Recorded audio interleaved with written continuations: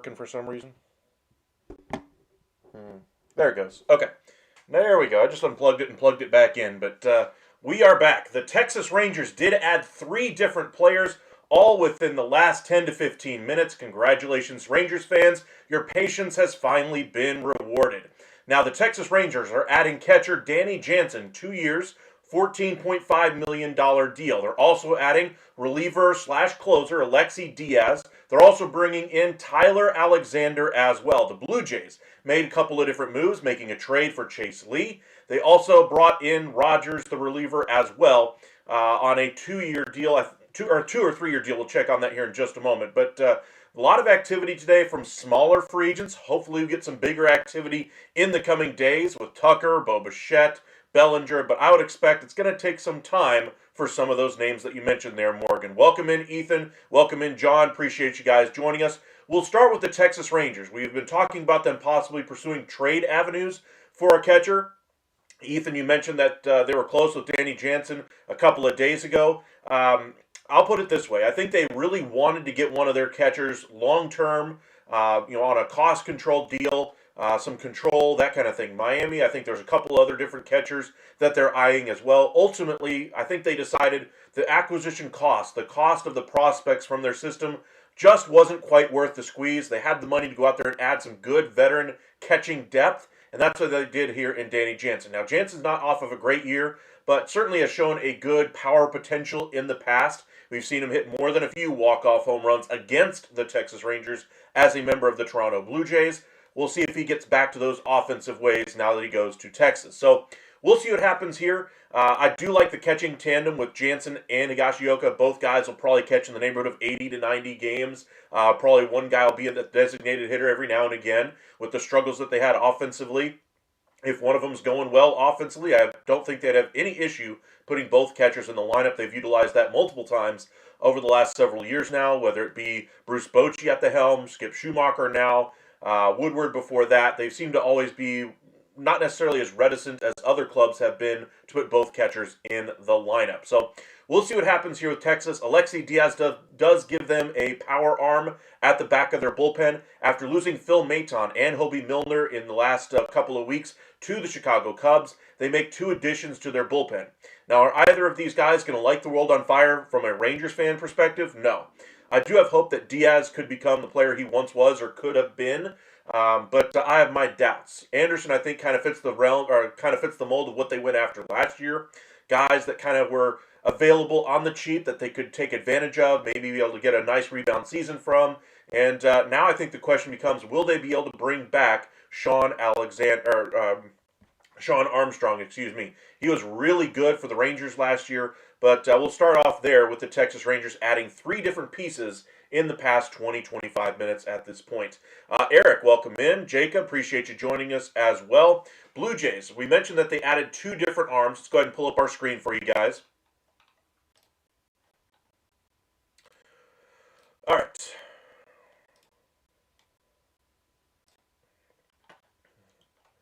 There we go. Blue Jays, they signed Tyler Rogers to a 3-year deal. Just going to see if I can pop up his numbers for you guys really quick.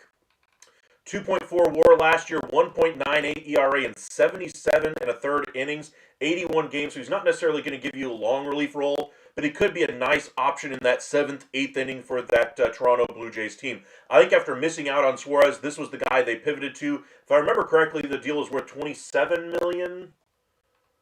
$37 million, okay. $37 million, $11 million vesting option for the 29 season. They will have to make a roster move. Okay. And then the other move that they made was the trade for Chase Lee. Let me pop that up really quick.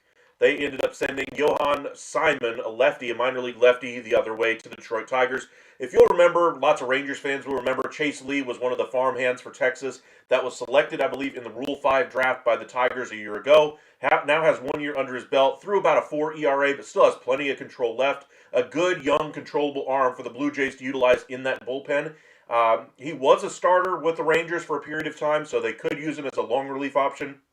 We'll see what happens with the rest of this Blue Jays bullpen. But I think after missing on Suarez, now they kind of went ahead and added the other 2 arms that they were targeting by bringing in Rogers and now Lee. So I do expect the activity to pick up on trades now with some of the mid-tier free agents finally coming off the board.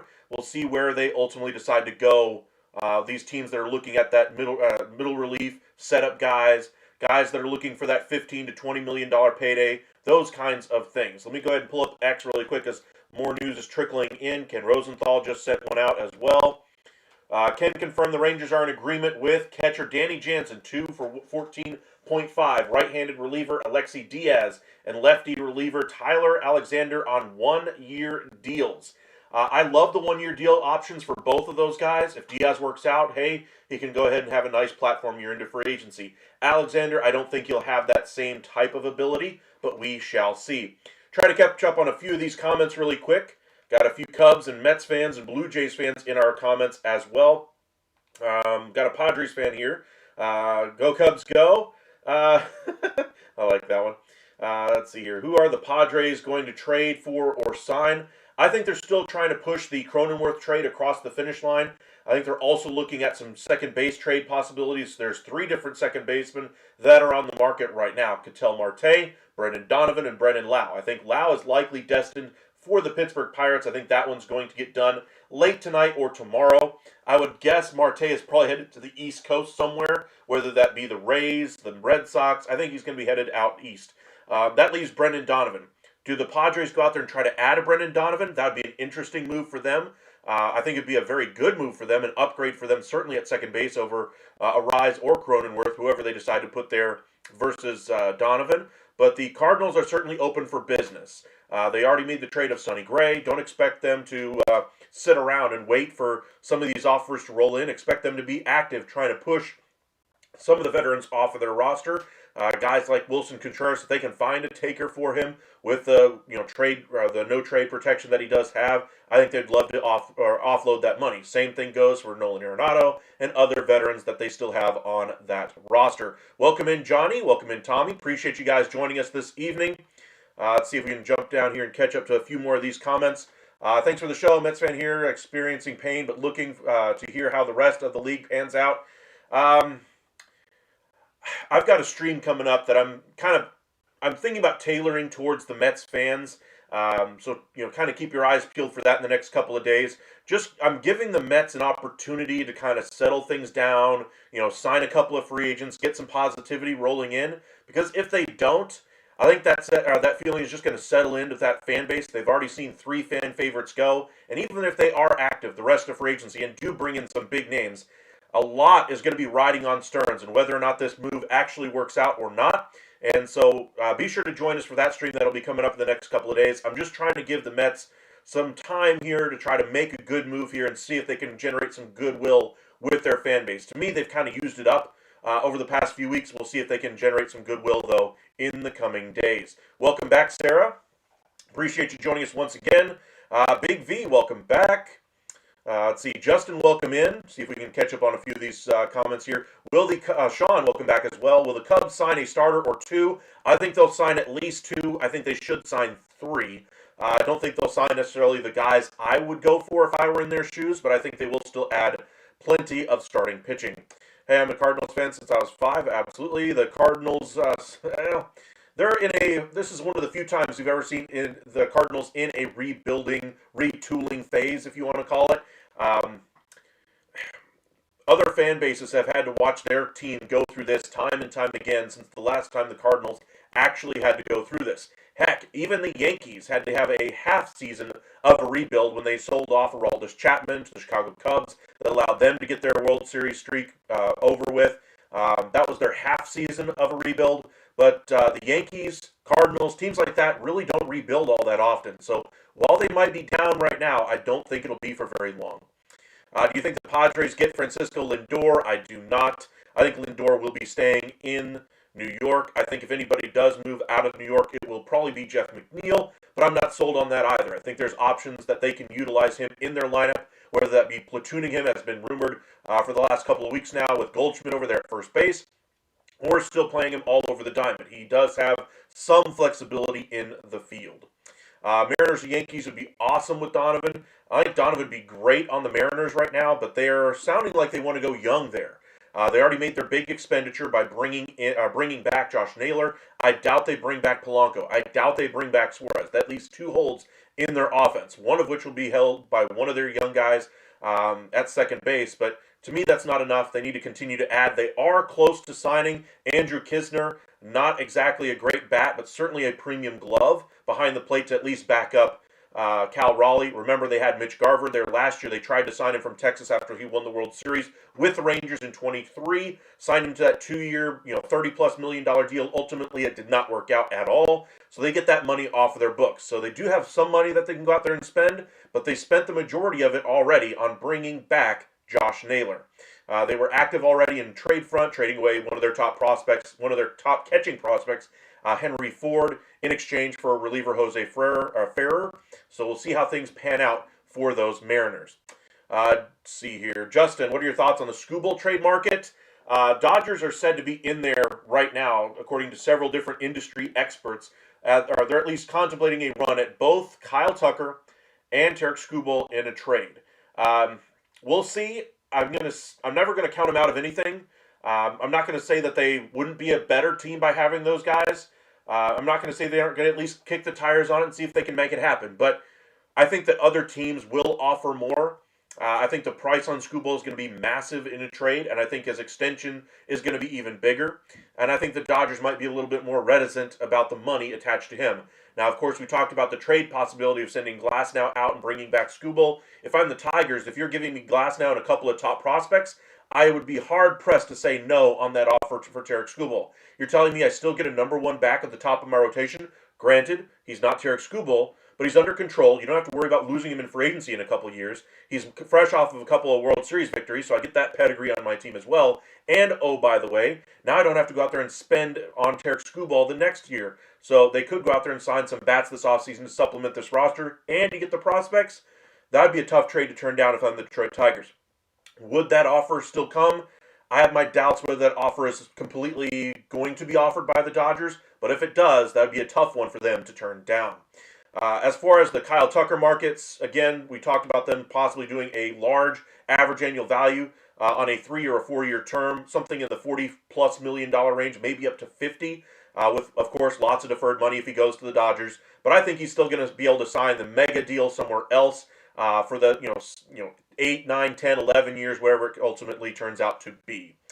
Let's see here. Where do I think Fairbanks goes? I think he could go a number of different places at this point. Lindor doesn't go anywhere, let alone San Diego. I don't think Lindor moves. I just really don't think he goes anywhere. When will we get a Bregman, Suarez, or Bellinger signing? Bellinger, I think, could take till January at this point. I was hopeful he might set the market at the winter meetings. Winter meetings has come and gone. It sounds like he's more than patient enough to wait on Kyle Tucker, which probably will take up until Christmas. I think that's probably the first deal that gets done out of that group. Bellinger, I think, after the first of the year. I think Bregman could take until late January, February once again, but we shall see. After he kind of twisted in the wind last year, maybe he wants to get a deal done before Christmas and gets the deal done on a long-term deal, maybe not necessarily at the average annual value that he's looking for, but still gets a nice number, but we shall see. We got about 70 of you guys with us right now. Be sure to hit that like and subscribe. If you're just joining us right now, I know we got lots of Rangers fans in our comments right now talking about how the Rangers just signed 3 different players. Danny Jansen to kind of be their 1A, 1B catcher with Higashioka. Alexi Diaz probably going to be in contention for their closer role, and then reliever Tyler Anderson on 1-year deals. So nice upgrades for the Rangers bullpen, but what a nice little flurry of activity between about 8:30 and 8:35. Really, all 3 of those deals kind of came down the pike there. Ultimately, they decide not to go the trade route for a backup catcher and decide to go on the free agent side and just spend the money and be able to hold on to their own prospects for some bigger deals that they may want to do during the season. When you're kind of stuck financially, getting a nice veteran like Danny Jansen back there at the cost certainty that they did, a la Higashioka last year, I think that's really valuable for the Rangers, and it's not a long-term deal. So if his offense never comes around, at least they've got a good defensive catcher for the next couple of years. Higashioka is a free agent after this season, so at least Jansen will be there after this coming season, and they at least don't have anybody, or they at least have one body there at the catcher spot going into the next season. Now, I still think they're going to try to retain Higashioka if he has a good season this year, and then they just kind of keep going forward with 2-year deals, and every offseason they just try to extend that deal once again. But we'll see what happens here, but I'm excited to see what happens with this Rangers bullpen. Now that they've gotten Jansen locked up, they've got Diaz and Alexander brought in as well. I'm curious what numbers those guys ultimately sign for, because I think the Rangers still have some money to go out there and spend. There's been rumblings in the industry about them looking for a first baseman. I don't think they're necessarily looking for a first baseman until they free up some roster flexibility, whether that means just offloading Jock Peterson's deal, whatever the case may be. I don't think there's room on the roster to hold another first base DH only type of a guy like Luis Arraez, who could also play second base, but is primarily a first base DH option at this point in his career. He's not a premium glove. He's a decent glove at second base, but he's not necessarily going to be Marcus Semien out there being a gold glover, we'll put it that way. I think the Rangers would love that approach at the plate. I think they would love to get the player.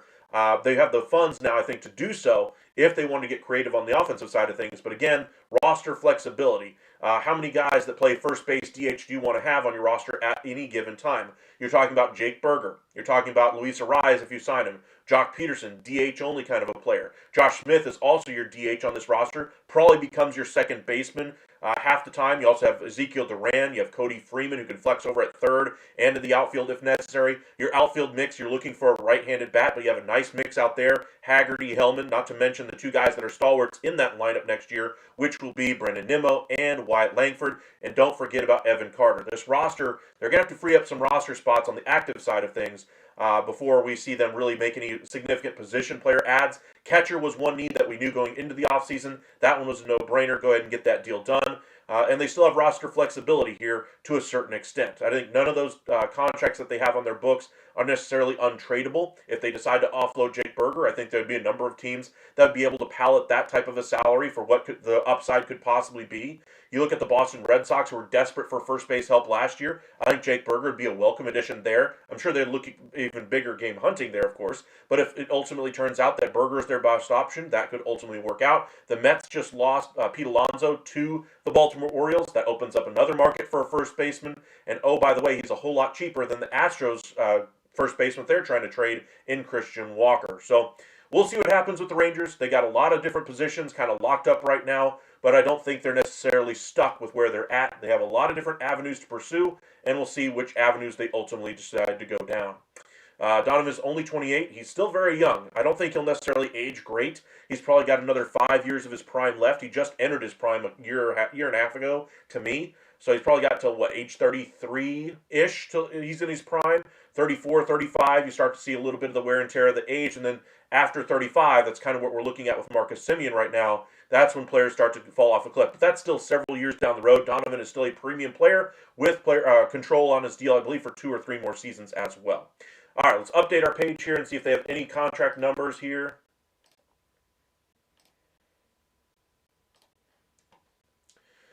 All three deals confirmed by a source. Rangers have been high on Danny Jansen for a while. They did pursue him a couple of years ago when he was still with the Toronto Blue Jays, and then subsequently the Boston Red Sox, and then the Tampa Bay Rays.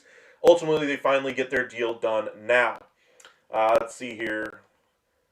Alexander, they don't have the numbers on this one, or Alexi Diaz.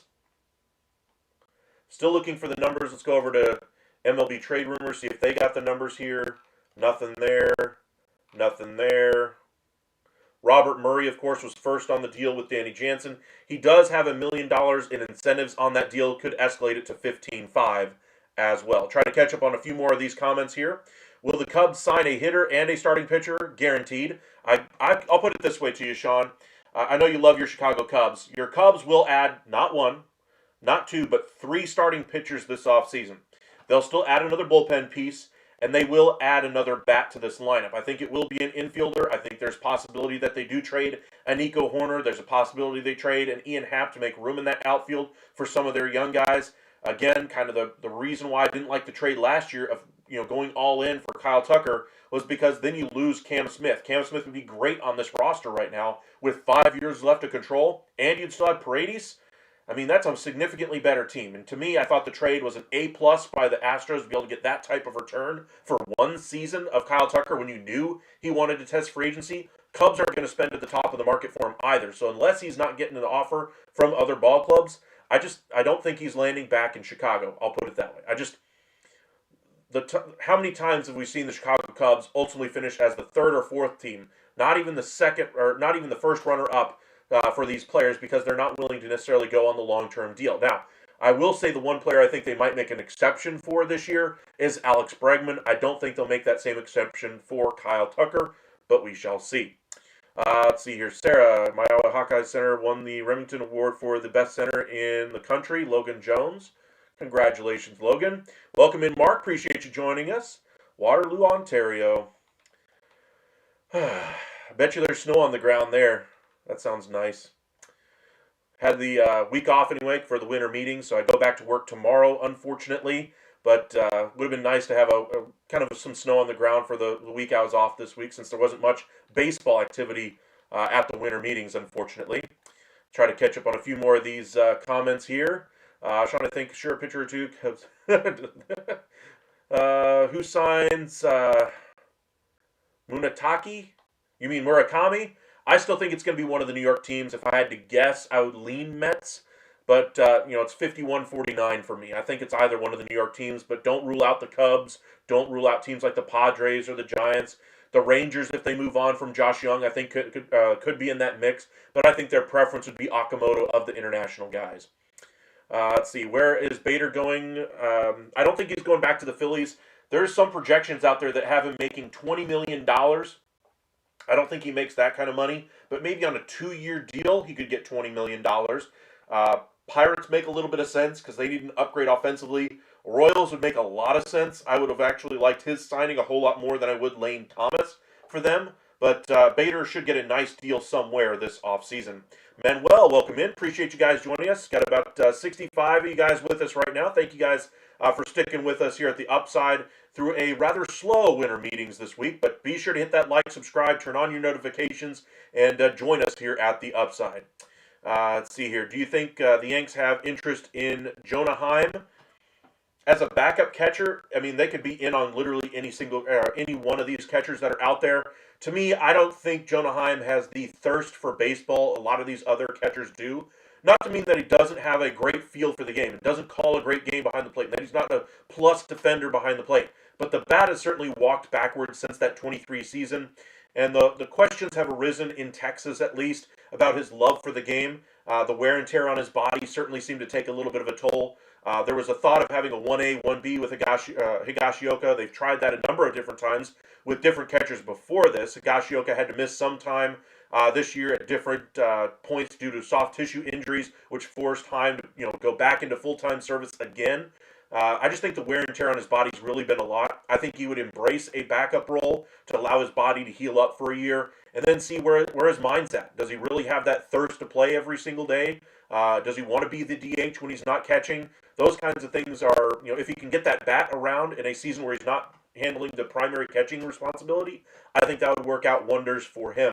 Specifically with the Yankees, I think it's whatever the best deal that you can get on the cheap so that you can spend your big money on that bullpen, maybe for a starter, and then, of course, in that lineup. You're going to need to add at least 2 bats, in my opinion, to that lineup. First base, you got to think about Bellinger, got to think about Goldschmidt, Murakami, Tucker, all those kinds of bats are all in the realm of possibility for the New York Yankees, not to mention Okamoto as well.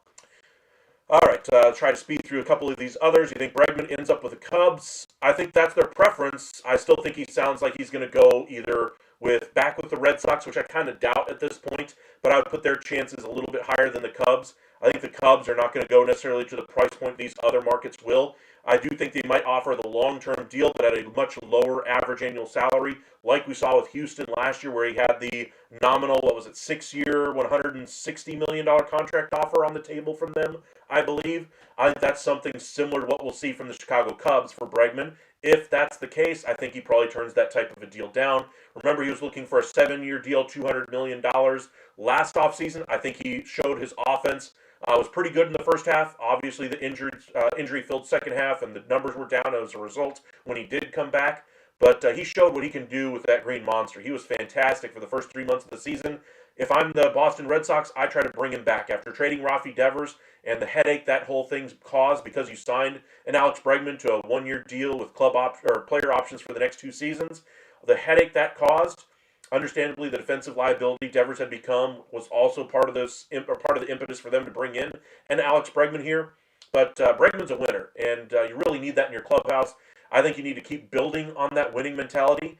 There is possibility that they could trade from their depth in the outfield, of course. But for me, I think Bregman would be a great asset for them to bring back. So we'll see. Tigers got to be in the mix as well. Blue Jays last year were in the mix. They are not this year. We'll see what other surprise teams might be in there. Don't be surprised if the Mets kick the tires on him as well. Bichette back to Toronto. Quality, welcome in. Appreciate you joining us. My prediction is still the Washington Nationals. I think they'll overpay everybody for Bichette. Morel did sign with the Marlins. Murakami don't have much longer to decide. Yeah, he's got, a week or 2 more? I think it's right around Christmas he has to decide. Nando, what's the holdup with Bichette going back to Toronto already? I think he's not getting the contract offer that he wanted from Toronto. I think he also would like to be the everyday shortstop once again, and I'm not sure Toronto is comfortable with him being that. He showed his flexibility by playing different positions in the postseason when he did come back from injury. He wanted to kind of raise his value, show other teams that he could do these things, and kind of expand his market a little bit. And I just don't think Toronto's going to let him be the everyday shortstop.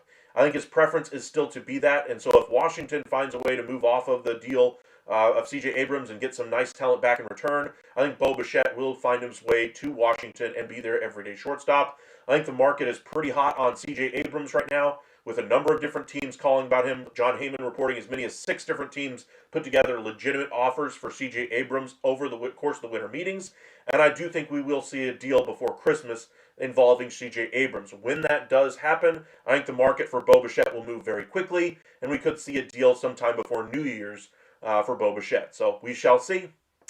Not sure Bo wants to go back. We'll see. Ethan, JT Realmuto, 2.5 WAR. Danny Jansen, 2.8 WAR. Rangers just got a steal, to be honest. Again, the offense wasn't necessarily great like it had been in years past, but he's still a very quality defender. Still has the offensive upside of at the plate. The power bat still plays. The Rangers are looking for more of a contact approach, and I'm not sure Danny Jansen still gives or can do that to the level that they would like. But it's got to be better than what they had in Jonah Heim. I think, just pounding it into the ground, rolling over on the right side of the diamond over and over and over again, or striking out in a 2-out situation again, and again. It just wasn't working for the Rangers. You had a runner on third with less than 2 outs, and Jonah Heim would strike out inevitably, and then the next guy would roll over, and the inning would be over. I think that's what they're hoping to avoid with Danny Jansen. He's going to still hit into his fair share of double plays, don't get me wrong. But I think they like a more veteran group that they have now than what they had in Jonah Heim last year. I think the offense is really what cost them their comfort level with Jonah Heim. That and his love for the game is something we kept hearing from the rumblings around the Rangers last year. Does he really want to be back there? Is the beating that he takes behind the plate causing him to not want to be not wanting to be back there as much as he has been, or even just not be or playing catcher position anymore. Those are all legitimate questions around Jonah Heim. You don't have any of those questions around Jansen or Higashioka going into next season. Sarah, I like Alexi Diaz pickup for the Rangers. I do as well. In fact, let's go ahead and look up his numbers really quick. I am curious what he did last year, and then we'll look up Alexander as well. And there he is already. Is this I think, yeah, he's a former Red. Okay, so negative .7 WAR last year, an 8 ERA in 18 games. I think he was in the minors quite a bit for the Dodgers after he was dealt there, if I remember correctly. Let's see here. 24, he was in Cincinnati. Yikes, did not play well for Atlanta at all. Okay, so the deal can't be for much. Sub 4 ERA guy before last year. Off of a down year, Rangers took advantage of that last year. Had 10 saves, 37 saves, and 28 saves the following year. How many blown saves did he have? I'm just curious. Do they have that on here?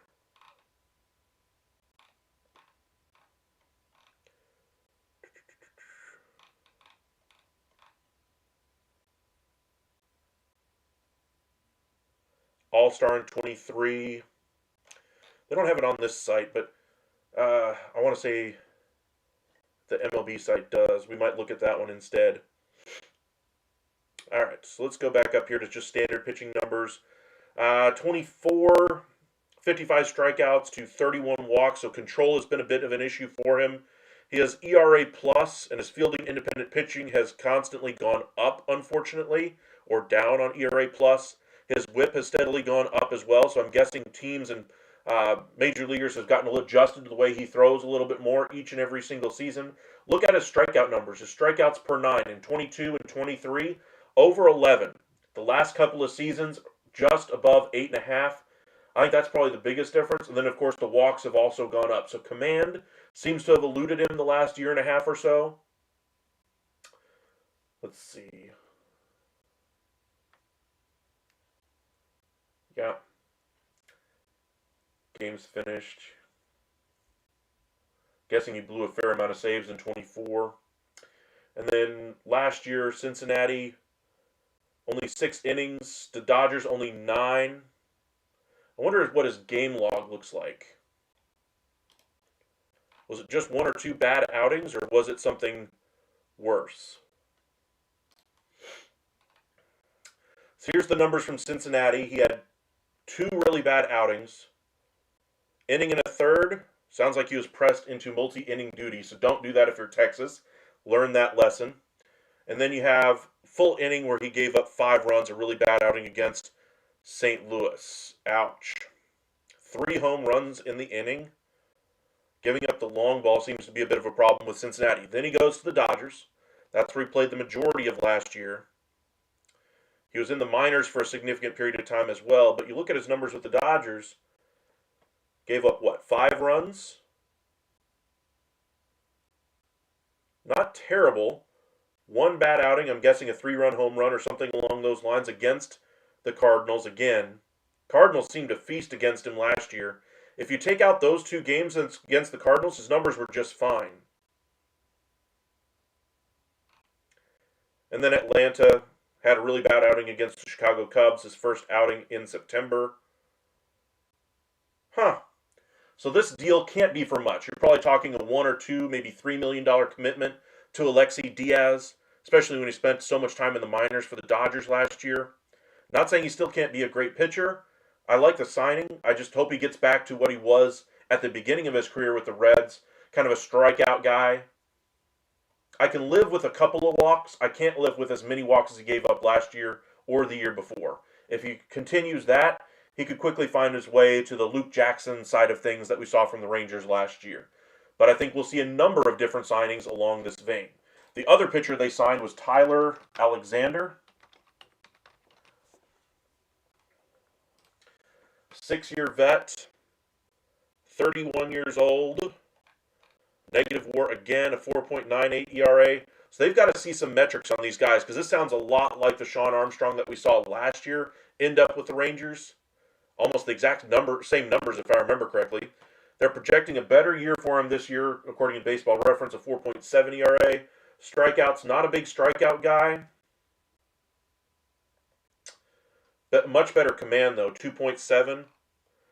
So this could probably be your middle relief option, kind of like Armstrong was at the beginning of the year. And if he gets to, the numbers that we're seeing from years past from him, right around 4 ERA, I think the Rangers would be satisfied with that.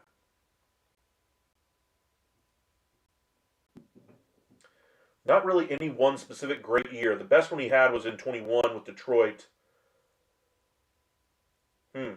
Interesting. And then 23 with Detroit as well. Okay, let's try to catch up on a few more of these comments here. Sebastian, welcome in. Breggy, welcome back. Terry, welcome in. Figs, welcome back. Boy, we got a few comments in there. Thank you guys so much for interacting with us. Try to catch up on a few of these here.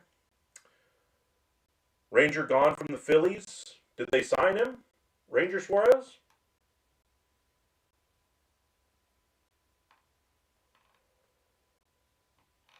I did not see that one come across the pike here. But I still think there's a good chance that deal does get done. All right. Let's try to catch up on a few more of these here. When does Murakami sign? I would expect right before Christmas.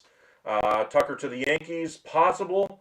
I would say slightly on the doubtful side. I think there are other teams that fit him a little bit better at this point. I think with Grisham staying there, I think their preference is going to be for more of a first base option, like a Bellinger. But we shall see. Despite his status as a fan favorite, Phillies fans are apparently on board with letting Ranger Suarez walk in free agency. Okay.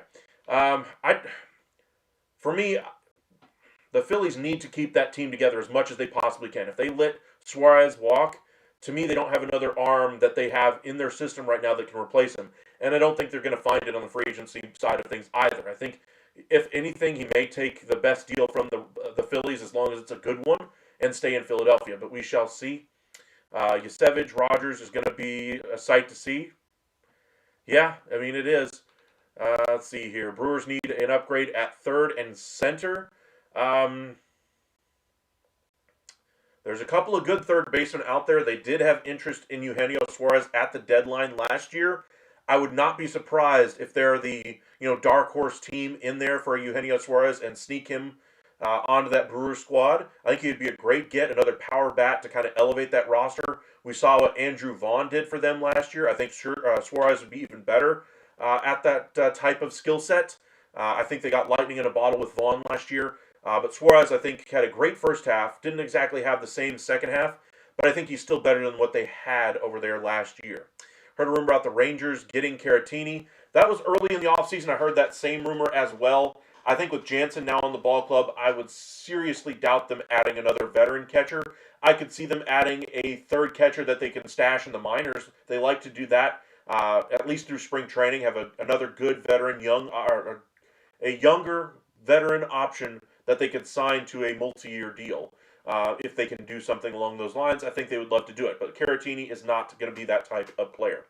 Now they do have Jansen. Yes, they do. Where does Murakami go? Again, I still think the New York ball clubs. Ranger can still come back to the Phillies. I think that's still where he does go. Where do you think Merrill Kelly ends up? He's still a decent pitcher. I don't think he's a decent pitcher. I think he's a great pitcher. I think Merrill Kelly is still a top. Got to be careful when you say top 10, top 20, top 30, top 40. I'll say he's a top 50 pitcher in the game. That means he's probably, somebody's number 2 at this point in his career. If every team has a true number 1 that's 30 ball clubs, then you're probably factoring him in as one of the best or one of the back end number 2 options if the talent were spread equally across the league. I don't like when people casually throw out a top 10 player in the game. Merrill Kelly is not that, but he's still a very, very good pitcher. I would say he's probably in the top 50 for sure, maybe even top 40. His ability to control the strike zone, the ability to work deep into games, I think is a lost art. And I think whoever does get him will be getting a true, starting pitcher for today's game. They need that type of player still. There are very few starters who still bring what Merrill Kelly does to the table. Now, where does he go? I think he likely ends up back in Arizona. Got the late rise with Arizona late in his career, obviously. He had a great run to the World Series there with them. in 23. Ultimately didn't work out. Traded last year for a few different prospects anyway to Texas. I think he enjoyed his time in Texas. Unfortunately, it didn't work out, obviously, for them getting into the postseason.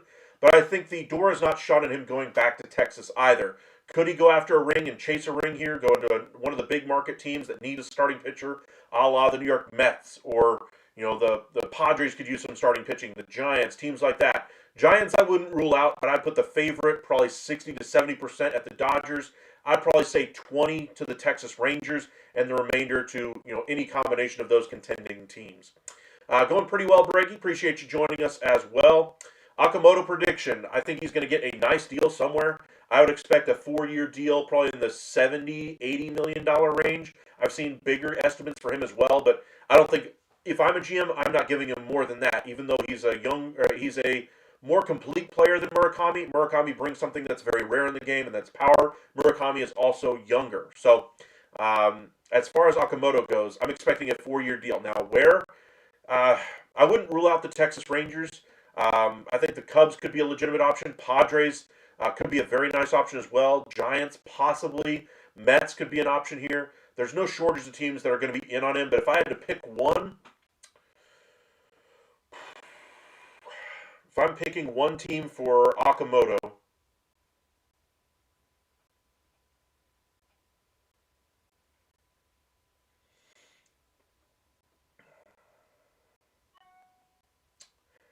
I'm going to say Okamoto goes to...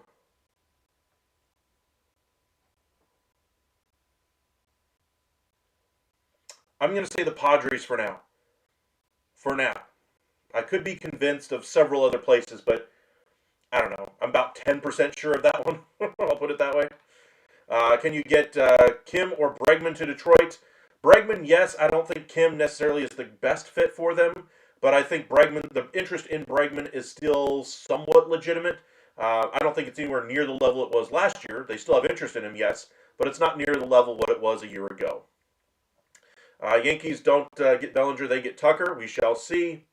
You prefer Bellinger? I would as well if I'm a Yankees fan. I'm waiting for Castellanos to get traded. Nobody is taking him. The Phillies are literally begging, and I mean on all fours, hands and knees, begging teams to take Castellanos off their hands. We'll give you a bag of magic beans. We'll eat the contract, whatever the case may be. How much of this contract do you need us to eat just to get rid of the player off of their roster? I think that's a little bit of a disservice for what Nick Castellanos has brought to the Phillies. I understand he hadn't lived up to the contract. He's been available, though. He's been accountable for his play on the field. Do they wish they got a whole lot better player for the money they were spending on him? You betcha, which is why he finds him on the way out in Philadelphia. But I think this thing is far more likely headed towards a release, a la Josh Hamilton, than anything else. Phillies don't even want him back. Absolutely true. Try to catch up on a few more of these as my screen bounces there. I'm just tired of Ranger getting hurt. Well, I mean, you look at the other options in that rotation. Aaron Nola was supposed to be the great number 2 behind Wheeler. Wheeler, injury question marks, health concerns. Nola was not very good at all last year for a significant portion of the season. Had his own injury concerns. He had a nice season out of Sanchez. He had a decent start out of Luzardo, but this is a team that needs some proven playoff track record there if Wheeler is ultimately unable to go much longer in his career, not just next season, with the Philadelphia Phillies, which is why I bring back Ranger Suarez, not necessarily at all costs, but at a cost that's still exorbitant for the Phillies, but still palatable enough for them not to lose him in free agency. Ken said the Rangers were trying to trade for a young catcher. True, I would not be surprised if they still look at an Augustin Ramirez. That would be the one I would like from the Miami Marlins. If they're able to get something like that done, maybe they have something worked out for Higashioka. With the lack of catching around Major League Baseball, maybe they identified a catcher on the free agent market they really liked in Danny Jansen and said, hey, let's go ahead and get this deal done. That way, if we ultimately get the trade for Augustin Ramirez done with the Miami Marlins, we can get a nice return for Higashioka. Now, I'm not saying that's ultimately going to happen. I just think that the catching situation is pretty much solidified right now in Texas with Jansen and Higashioka. If they can find a way to upgrade that spot, I think they'll try to improve this roster in any way they possibly can. If that is through the trade for another catcher, then they would have some really great depth at the catching spot and be able to use one of those catchers for possibly a reliever. You talk about the San Diego Padres for years have been looking for some catching help. They had Higashioka allowed him to leave in free agency. They're still looking for catching out there in San Diego. There's a couple different levers we spotlighted last night that they could move on from with only 1 year left on their deals. The Rangers would be a nice fit there if they were able to make a deal there if they got the trade for a catcher. But again, that's all speculation. We'll see what happens with the Rangers the rest of this offseason. But 3 signings tonight. Nice work by the Rangers front office, getting busy here on a Friday evening. 60 days till pitchers and catcher report to spring training, and the free agents are finally coming off the boards fast. Welcome in, Jose. Appreciate you joining us. B. Lee, welcome back. Rasplata, welcome in as well. Be sure to hit that like and subscribe if you haven't done so already. Got about 60 of you guys in the chat. Thank you guys so much for interacting and having some fun with us in our chat. I know some of you guys have sent us some super chats in the past as well. Want to thank you for the support. And like I said, if you guys want to enjoy this content, be sure to hit that like and subscribe. If you want to support the channel even further, by all means, I'm not going to stop you from sending a super chat, but I try to interact with as many of the chats as I possibly can. But thank you guys for supporting our channel the way you guys do. All right. As far as pitchers and catchers, I mean, it feels like the season just ended, and here we are 60 days away. Time flies, my friend. Time flies. Billy, John Palmarosi just was asked, most likely to be a J opening day, Tucker or Bichette. He said definitely Kyle Tucker and Bo to Atlanta. Atlanta is willing to spend. They have interest in Bo Bichette. I think there is a conversation to be had about C.J. Abrams as well. If they get C.J. Abrams, then I think Bichette probably lands in Washington. If he doesn't go to Atlanta, I think Atlanta becomes a legitimate option for him, but we shall see. What can the Diamondbacks do to fill their needs at first base and center field, not counting their pitching needs? They could bring back Christian Walker, honestly, but I think they want to keep their young guys, or Locklear, I think, is the first baseman of the future over there, if I remember correctly. They would like to add some depth, I'm sure, to their roster, but to me, this is kind of a retooling year, seeing what the young guys have year, and then just building that starting rotation. Remember, the reason why they signed Corbin Burnes last year is because they were anticipating multiple guys hitting free agency this season. Zach Gallen, Merrill Kelly, Jordan Montgomery as well. Rumblings about Montgomery having a deal with the Brewers, but we shall see. As far as Kelly, they decided to go ahead and trade him during the season, get the assets they could back for him. Burnes should be back at some point from his surgery. I would expect probably around the All-Star break, maybe a little bit later for Corbin Burnes' return. How much is he going to be able to give him this year? My guess, not much. Not this coming year, but the following year is really when you see Corbin Burnes get back to the level he should be at. Local Arizona guy, at least that's where he makes his offseason home. That's why he chose Arizona. That's why Arizona took advantage of it last year. And that's why I think they're comfortable letting one of Gallen or Kelly leave in free agency. I think they made their choice that they'd like to go with the younger option in Gallen, but with the way Gallen performed last year, I don't think you could bring him back and feel overly comfortable with your rotation. I would rather bring back Merrill Kelly, even though he's older, sign him to a couple-year deal, and if you have to trade him once again down the road, so be it. He's been the consummate professional for them, but we'll see where they ultimately decide to spend their money. Which starter will the Cubs sign? I think it's going to be a bunch of 1- and 2-year contracts. I think the longest term they might offer is to Michael King for $80. I think is the biggest contract I could see them offering. I doubt they're going to be in there at the price tag for a Framber Valdez or anybody along those lines. All right. Only problem is Castellanos. I mean, he wasn't exactly the brightest bulb out there for the Phillies last year. Phillies just need to move on from him at this point. I'm tired of him being the whipping boy for how poor they've ultimately performed as a team in the postseason. It's not all on Nick Castellanos for their struggles in the postseason.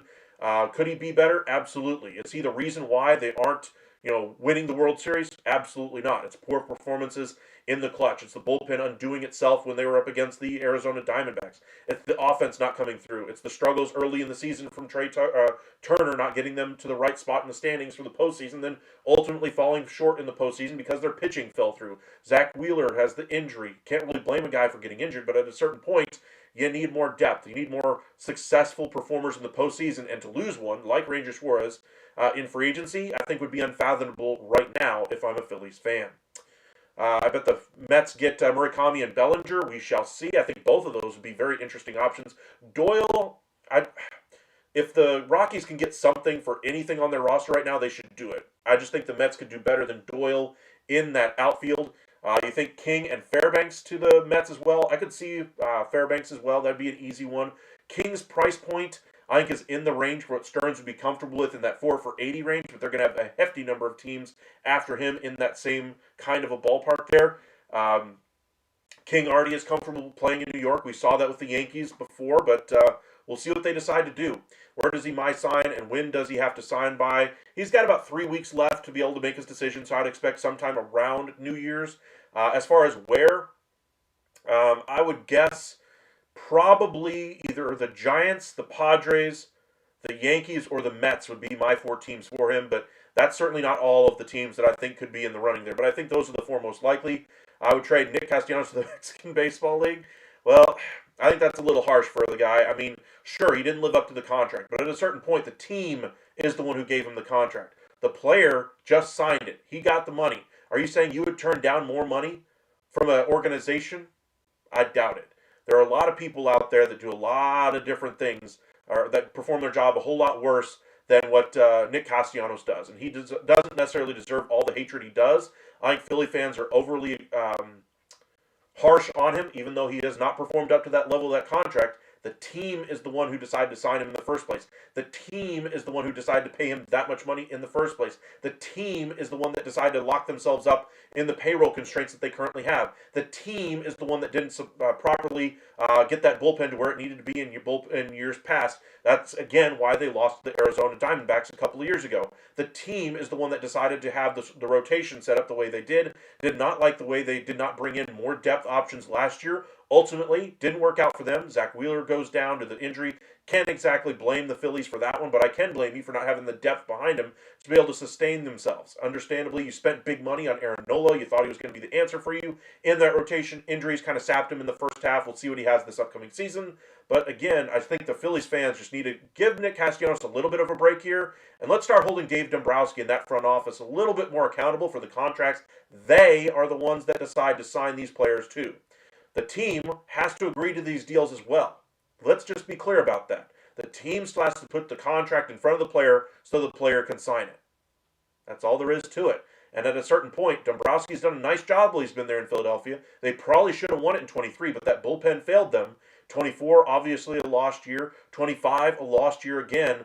How much longer are they going to keep this team together? Well, they're going to have to for at least one more season, probably 2, because the payroll constraints Dombrowski and that front office have put themselves in. So I don't want to hear about Nick Castellanos as the sole reason why they did not win the World Series, or he's the sole aspect, the one worst piece on this roster, because he's not. There are other players who have performed worse. There are other players who have not performed in those key moments. Nick Castellanos has been available. Sure, he's grounded into more than his fair share of double plays and not come through at certain moments.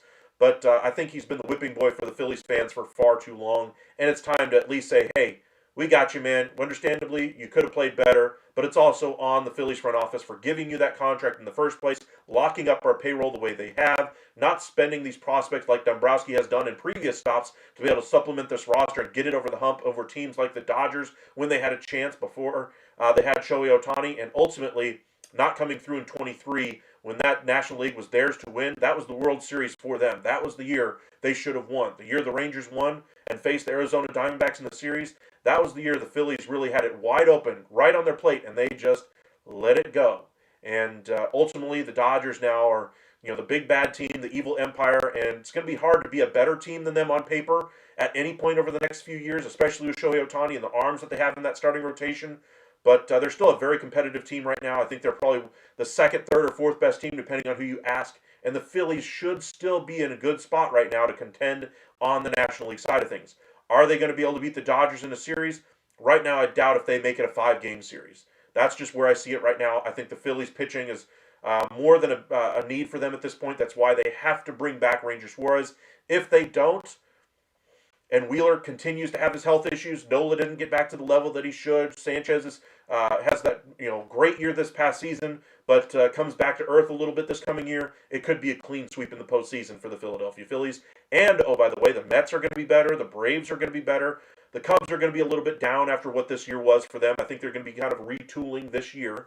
But the Brewers were fantastic this past season. They're going to be just as good, if not better, this upcoming year. It's not getting easier for the Phillies by any stretch, and they're going to have to play better in those key moments and get that starting rotation to perform. And again, Nick Castellanos is not the only player who has struggled in his time there in Philadelphia to be able to come through in those big moments. So we'll see. Do the Blue Jays trade Barrios or Barger to Arizona for Marte?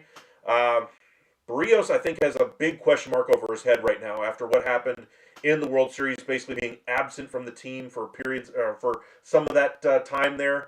I'm curious to see what the offers are for him at this point.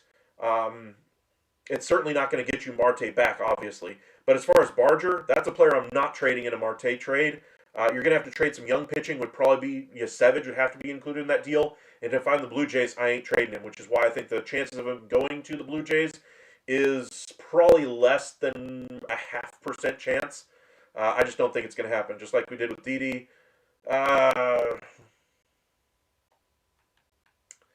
Well, we'll see. Let's see. Eat the salary. I think that's probably where they're ultimately going to have to go. Let's see here. We still need a right fielder, and we don't want to see Harper back out there. He's your first baseman. He ain't moving off of first base. I don't think you have to worry about that one bit. Mets prediction. Bellinger, Murakami, Doyle, King, Fairbanks. Told you guys I was thinking about doing a Mets live. If, say they did this by Christmas. You lose all these fan favorite players. You lose the top closer in on your own team in Edwin Diaz to the evil empire Los Angeles Dodgers. Your pivot is to bring in King, Fairbanks, Doyle, Murakami, and Bellinger.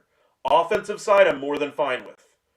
But that's not enough on the pitching side. It's just not. Say Michael King is your number one going into next year. It's going to be a long year for you, Mets fans. If your Michael King is number 2 in that rotation, I feel a lot more comfortable with that.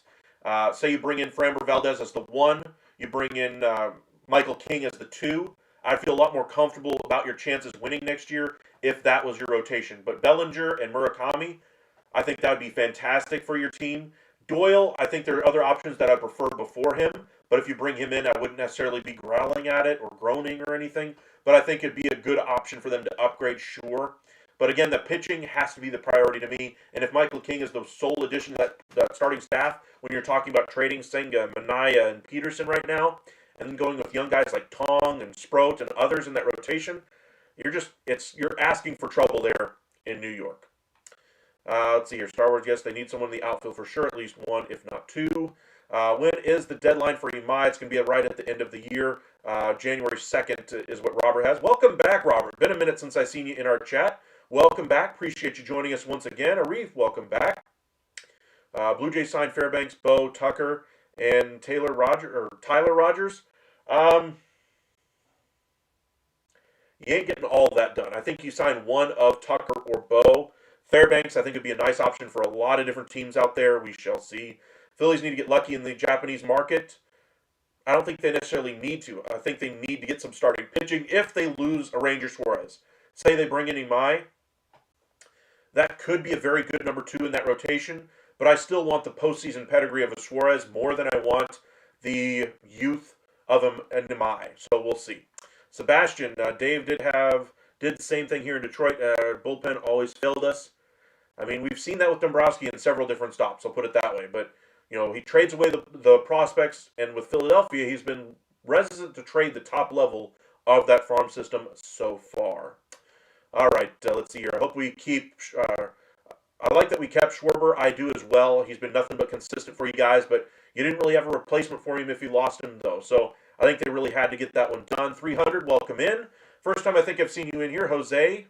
Or Joseph Lackey. Sorry, not Jose. Let's see here. Mets going to be better. We shall see. I think the Mets need to add starting pitching here. We'll see how serious they are about adding starting pitching under the Stearns regime.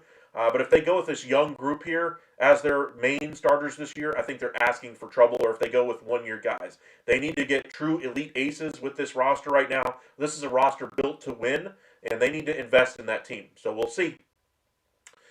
Phillies were very difficult, but nothing like the Blue Jays. Blue Jays should sign Bichette, and if he goes to the Braves, they could be very good. I think the Braves are going to be very good anyway. I think they had a lot of injuries and poor performance last year. I think you're going to see a nice rebound season from Riley, Olsen, Acuna, among others. And then, of course, in that rotation, they had no starters last year. Chris Sale is coming back. They have Strider coming back. They got 4 starters that I feel comfortable with. But again, health is a big concern here, which is why if I'm Atlanta, I need to bring in at least one guy that can take the ball, say 160 innings with a sub 3.5 ERA. So that's at least a number 2 in somebody's rotation. Like Michael King would be a great option in that kind of the low cost option role. If you go a little bit higher cost, a Dylan Cease would have been a great option for them. Ultimately, of course, he goes to Toronto, but I could see them going into that type of payroll for a starter to come in there to Atlanta. Willard, welcome back. Appreciate you joining us once again. I think the Astros will trade for someone and sign someone, or no. I do think the Astros are going to try to trade one of Paredes or Walker. I think their preference would be to trade Walker. I wouldn't do it. I think you just had a down year with the Astros last year, but you need the depth. Injuries were a thing for the Astros last year, and you're nothing but older in that infield. I would keep that team together and just try to add some something around the periphery of this roster. You're losing Valdez in that starting rotation. I would look for one of these flyers on one of these one-year guys, 1 or 2 year contracts like a Tyler Mahle or something along that range of player. Maybe a Justin Verlander return, possibly, but I doubt. But that type of price range for a player, I think, is what the Astros should do instead of trying to trade a Christian Walker to try to free up some money for Framber Valdez.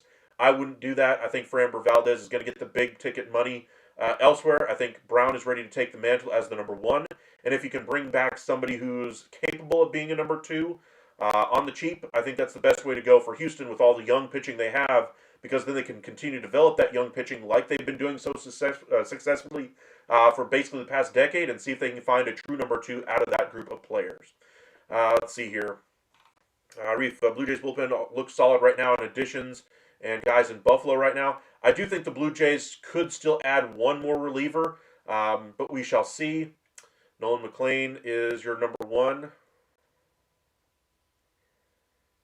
Yikes. I mean, I like him. I like him a lot. But I'm not going to sit here and say he should be your number 1 going into next year. I would much rather have Framber Valdez as my 1. My 2 being King. 3, probably Tong, Peterson, McLean, Senga, some type of combination of that after that. But I need 2 starters ahead of any starter that you currently have on that roster before I feel comfortable with that rotation. Our team like Otto Lim, so he'd be a major next year. As my screen jumps again. Doyle just holds the spot for banging until he becomes super utility outfielder. Maybe. There's a couple of outfielders I really like in the Mets system. Gilbert and Clifford, I think, were the 2 that I like, if I remember the names correctly. But I think they could be better bats. I'm not sure if they're completely ready to be at the major league level yet. It might take some time. But I still think they need to go out there and spend and try to add to this team. This team is ready to win now. They're not ready to necessarily sit back and wait for these young guys to come up. That's why they made the trade for Marcus Semien to improve that infield defense, because they think they have a championship caliber team already. They just need to continue to build around it, especially when you're paying Juan Soto the money that you are, and several other players like Francisco Lindor the money that you are. They need to go out there and add to this team here, not just finish it up with or just kind of add small peripheral pieces. They need to kind of make some defining additions to that rotation. Are the Blue Jays done with pitching, do you think? I think, like I said, they'll still probably add one more reliever. Let's see here. Walker had 1 good year, but he's not a starter. Let's see here. What's your take on Cody Ponce signing with the Blue Jays? Could he be like Lauer was last year? A gem? I think he could be exactly that type of player for them. A guy who's in the rotation at times, a guy that's in the bullpen at times. Clifford is a first baseman. I think he's probably going to end up there, yes. I think he's still classified as an outfielder, though, on baseball trade values, though. Jet Williams is the other stud outfield prospect. He came up as an infielder, though. They traded Gilbert. Darn. Okay. Do you think Painter is ready for the majors?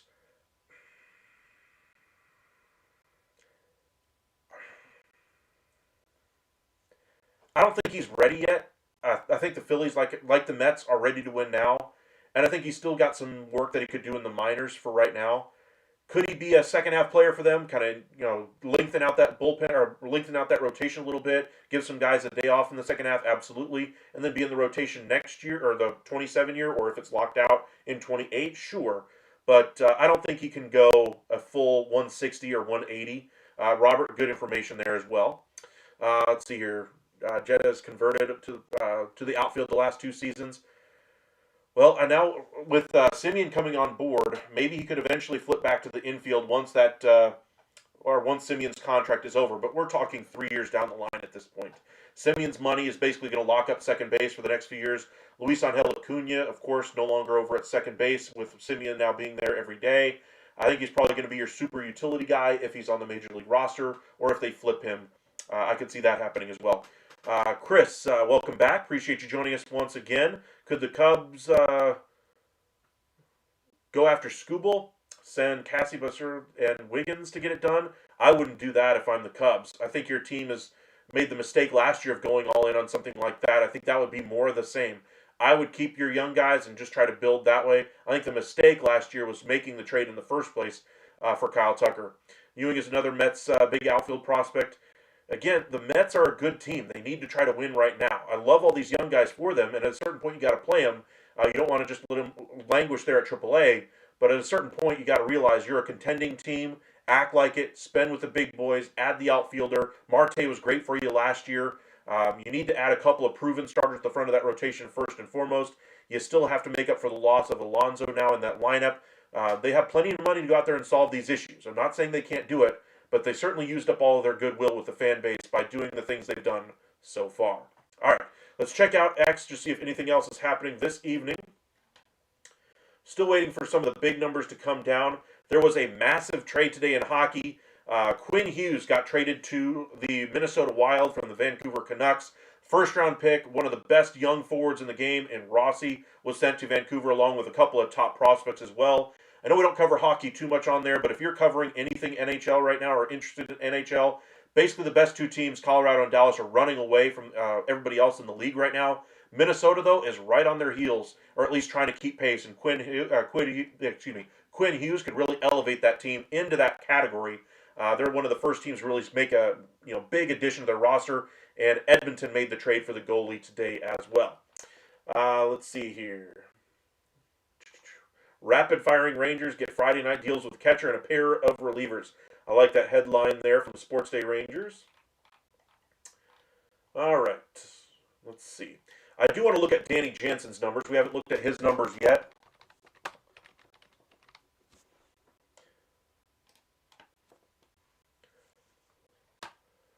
Freaking ads. So many of them. All right.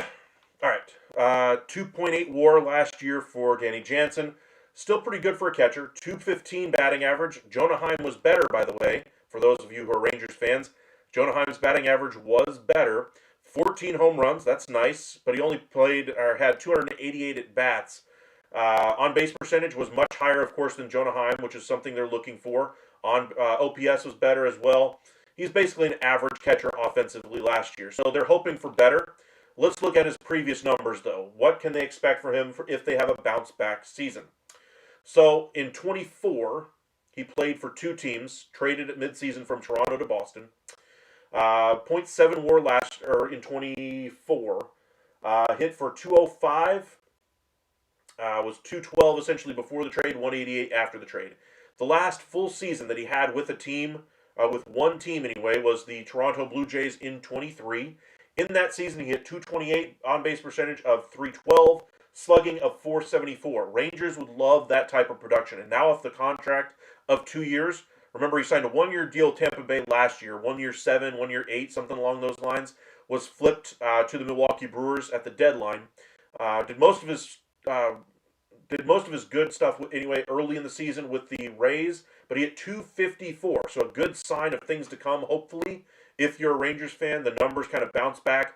Only played in 25 games with the Brewers, 78 plate appearances, 67 at-bats. 18 strikeouts to 9 walks with that team, or with the Brewers, and then last year, 86 strikeouts to 42 walks. So that's where the play on base percentage kind of goes up with those walks. Overall, I'd say you're hoping for the Brewers version of Danny Jansen, somebody who's invigorated to be in a postseason race again. Hopefully, with the Texas Rangers, they have the starting pitching certainly to be in a postseason race. The offense is going to have to come a long way, though, so we'll see if they ultimately get there. I do like Jansen as a nice pickup here. I don't necessarily think he's a true backup. I think it'll be pretty much an even split between him and Higashioka.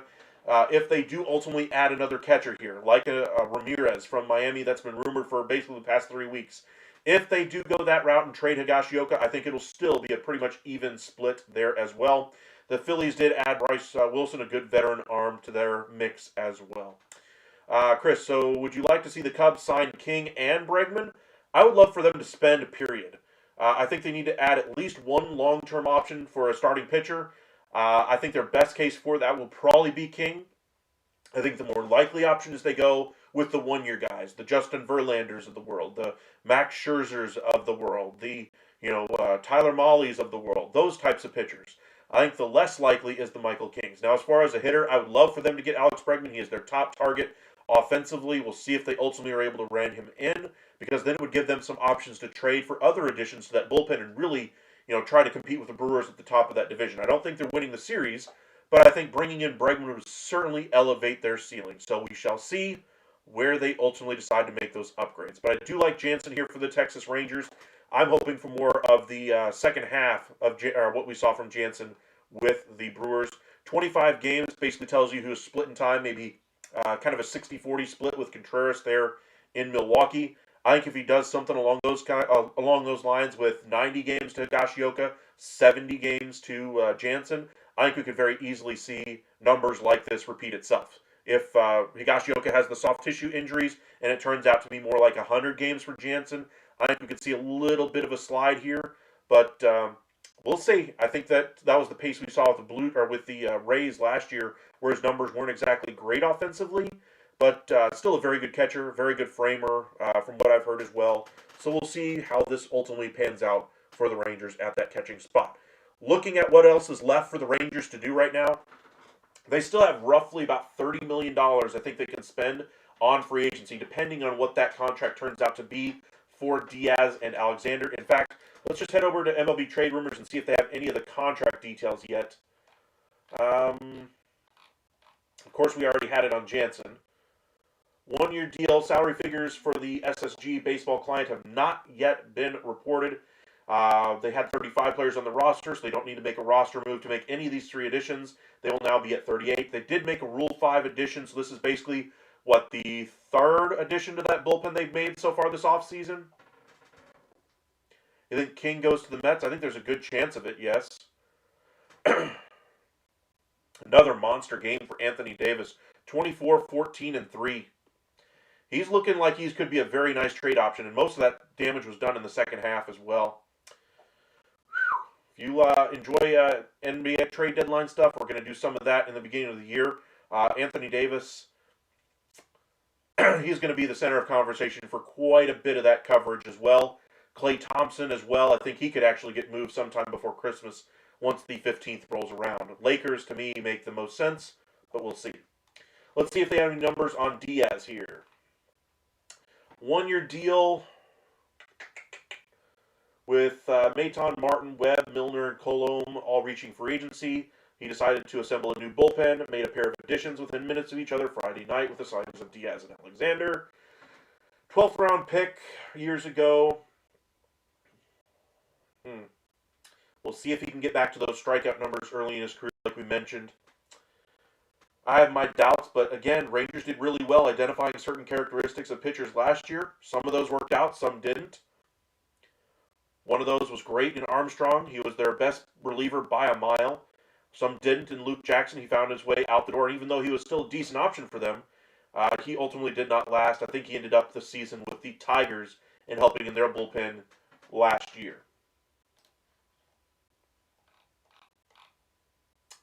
There was the deal for Rogers and the Blue Jays, 3 for 37 with a vesting option for 29.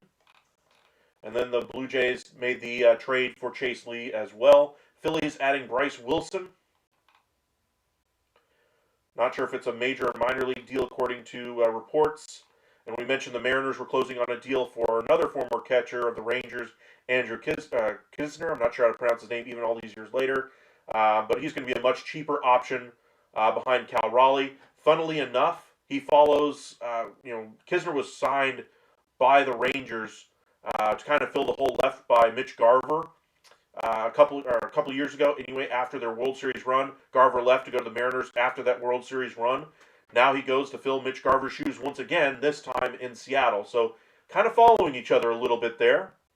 Obviously, Kisner's been bouncing around a little bit more than Garver. Garver stayed there since then.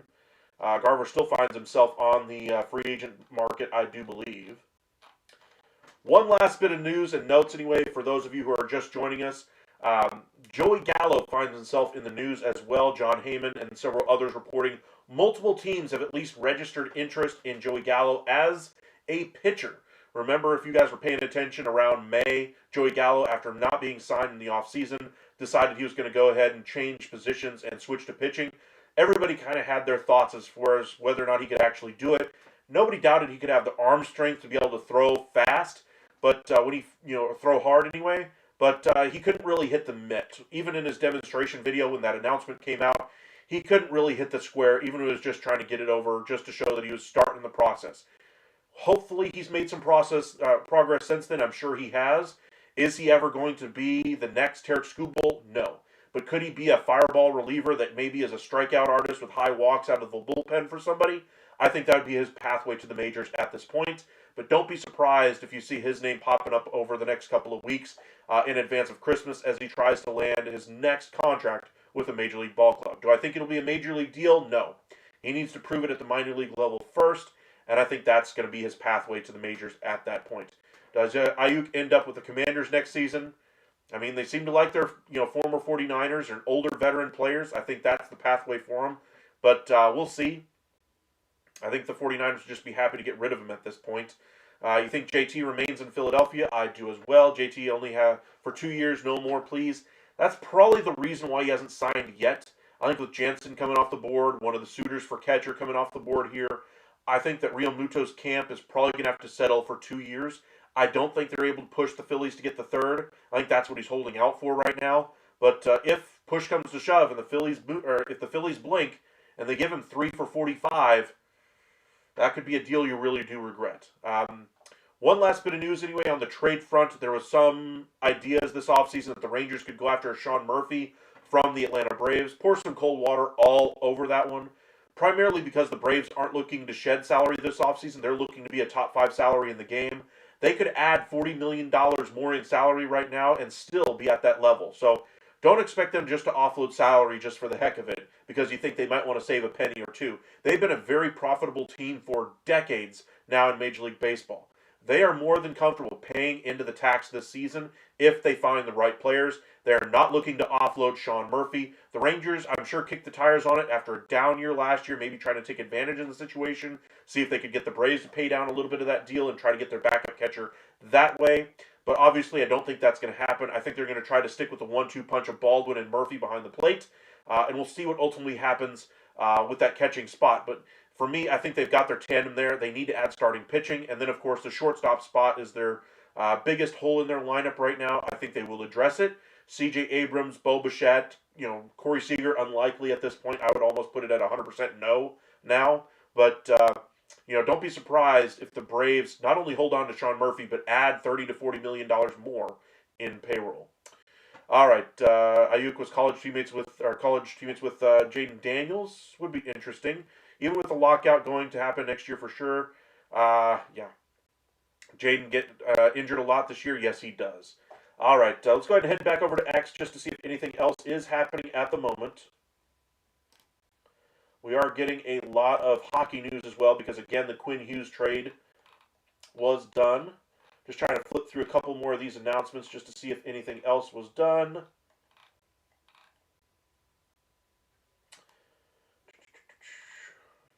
Two of the top players under 25 in the game, Quinn Hughes and Kirill Kaprizov for the Wild. They're going to have something good going forward. And Quinn Hughes did not agree to a contract extension, by the way, if you're a hockey fan. So questions about whether or not they're going to be able to retain him are still abound. Let's see here. There's your extreme arm angles that you were mentioning. Rob Friedman, the pitching ninja, posting this one. Yusevich right over the top. Rogers all the way underneath. Yuck. Good luck trying to battle that.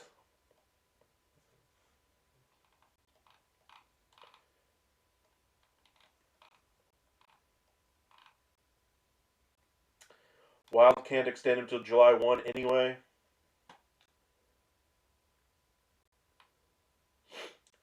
Stop me if you've heard this type of a headline before from John Heyman about the Mets. Mets made a reasonable try to bring back Rogers, but Jay's winning $37 million offer, which can go to $48 for the fourth-year vesting option, and had no deferrals, was hard to pass up. Mets finished second once again, and it's more saving face coming from New York media. I'm not saying John Heyman's doing a bad job here in his reporting, but how many times do we have to hear the fan apology from the New York Mets front office as they try to put it out through these reporters and say, hey, we tried to keep these guys in town. We really tried to get these guys to stay. We know they were your fan favorite, but we just couldn't fiscally make it work. It doesn't make sense to pay Alonso at first base that kind of money. It doesn't make sense to pay a reliever of Rogers' caliber that kind of money. We had to go ahead and offload a fan favorite in Brendan Nimmo in the name of saving a little bit of money long term and taking on more money in the short term to help our defense at second base with Marcus Semien. Hey, we couldn't bring back Edwin Diaz even though we really tried. We wanted to pair him with Devin Williams, but unfortunately he goes to the Dodgers for a contract we probably could have matched or certainly exceeded. Obviously, he wanted to go to the Dodgers. I'm not saying he wanted to stay in New York, and that's the reason why, because the Mets were being cheap, is why he didn't stay. But I'm just saying, how many times are we going to see the Mets do this? Where they try to save face in the national media by, talking to John Heyman or Joel Sherman or Ken Rosenthal about how they really had the money to go out there and do it, but they were the smart ones. They let these other teams make the poor decision and give this kind of money to that player. Or the player ultimately didn't want to be here. Hey, don't blame us. Blame the player for not wanting to be a member of the New York Mets. How many times are we going to see this from the New York Mets front office? How about some accountability? How about saying, hey, no, we didn't want the player. We didn't want him at that price range. We think we're smarter than everybody else in the game. And so we value this player at X number of dollars, and we're comfortable letting your fan favorite player walk because this player is going to be better. Trust me, bro, this process will work. It might not work in the beginning, but at least it'd be a whole lot more honest than what this effort is doing right now. I don't like the trust me, bro excuses from front offices or anybody else in my life. But at this point, let's talk about some honesty from that New York Mets front office. You think you're smarter. You think you can run this team better than anybody else can, and who can blame you? You're the one in the job. But at a certain point, you got to realize you're letting these players leave, and you ain't exactly replacing them with equal or better talent. You certainly aren't going to do it in the bullpen with Edwin Diaz. I doubt you'll do it at first base with Pete Alonso. In the bullpen, I think they could do better than Tyler Rogers. I think there are other options that they could improve. Luke Weaver, I think, is another guy they could put back there, a similar player type, at least in my eyes, with Rogers. But we'll see where they ultimately decide to solve these things. But for the New York Mets, I just feel sorry for their fan base that they're having to, see their fan favorites go. Rangers had to do that a little bit, but theirs was more of poor performance. The writing was on the wall. The money didn't justify the poor performance they were receiving from Adolis Garcia and Jonah Heim. They had to let these players walk. As much as they were fan favorites, you could see clearly on the field they didn't have it anymore. They were declining players. Same thing with Marcus Semien. So they made the hard decision and decided to go ahead and cut them. Are they trying to trim payroll? And does that aggravate the fan base as well? Absolutely. But at least you can see the justification in front of you. The play on the field does not match the salary on the check. And so with the Rangers, they decide to retool a little bit. They're trying to save a little bit of money. And who's to say they're not going to spend once again whenever they're in contention? I think Ray Davis showed that this year. Even though they were not necessarily a favorite to get in the postseason, he still allowed the front office to go ahead and add a little bit at the deadline, to go into the tax a little bit, so that they could try to improve their chances at getting into the postseason. They made, 3 different moves to help out this roster? Ultimately, it fell short and didn't work. And I think they still have the flexibility to add to this payroll more than what other teams, or more than what the team is really showing.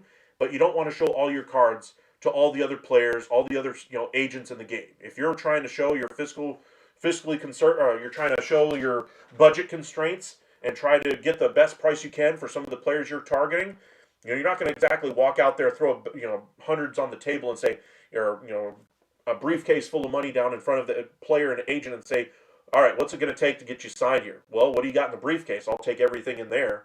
At a certain point, you just got to be smart about it and try to sign the best players you can for the money that you're able to do so.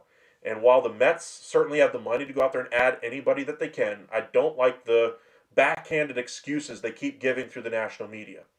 Rangers, meanwhile, we see the bad performance on the field. That leads to the decision for them to go ahead and move on from these players. You don't necessarily see that with Pete Alonso. Nimmo certainly was starting to show signs of regression offensively, but he's still a far better player offensively than Nimmo and younger. Obviously, they preferred to have the defensive abilities of Marcus Semien on a shorter-term deal more than they did Nimmo and his abilities in the outfield and on base and those kinds of things.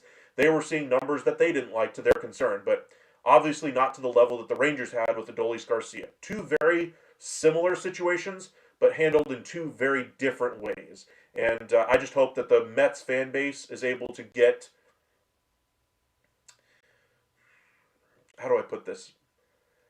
I hope that the Mets fan base is not able to recover from it, but they're able to get at least an adequate justification in the end, whether it be the play on the field ultimately proving the Mets front office correct in these matters, whether it be bringing in a new fan favorite that they like even better, that fits the team better, something that makes the team better as a whole, I think has got to be the end goal one way or the other, and the rest will sort itself out. But as of right now, they certainly are kicking the Mets fan base in the teeth for no apparent reason. And again, I just can't stand these backhanded excuses that they keep putting out there in the national media. All right, maybe the Mets... welcome in, I'm Heel. Appreciate you joining us. Maybe the Mets trying to get Murakami, Imani, or Akamura. Now you got me confused. Akamoto, excuse me. I do think they could be adding one of those guys. I doubt they get all three, but I wouldn't be surprised if they added some of those guys there. Now, are any of those guys necessarily an improvement for them? I would say Imai certainly would be. They need starting pitching, period, at this point. Murakami, I think, would be a nice replacement for Pete Alonso, but he's really the only guy with that kind of power on the market that would be able to replace Pete Alonso at that position. But we shall see. Again, there's also the possibility of them platooning a guy like Paul Goldschmidt and Jeff McNeil at first base, not even signing Murakami. They could, of course, go after Bellinger. Kyle Tucker is still out there. There are options for the Mets to rebound.